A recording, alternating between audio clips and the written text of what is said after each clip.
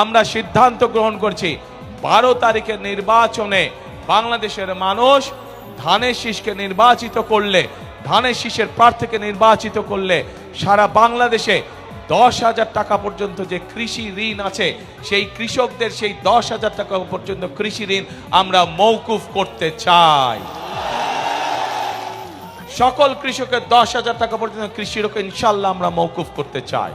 শুধু তাই নয়, প্রিয় ভাই বোনেরা, যে ক্ষুদ্র ঋণ বিভিন্ন এনজিও থেকে, রেজিস্টার্ড এনজিও থেকে বিভিন্ন মানুষ, দোস্ত মানুষ বিভিন্ন সময় যে ক্ষুদ্র ঋণ গ্রহণ করেছে সমগ্র বাংলাদেশে, কৃষক, জেলে সহ বিভিন্ন শ্রেণী পেশার মানুষ, সেই ক্ষুদ্র ঋণও আমরা সরকারের পক্ষ থেকে, জনগণের হয়ে সরকারের পক্ষ থেকে আমরা পরিশোধ করতে চাই, যাতে করে এই ঋণের বোঝা থেকে সাধারণ মানুষ রক্ষা পেতে পারে, নিজেদেরকে রক্ষা করতে পারে।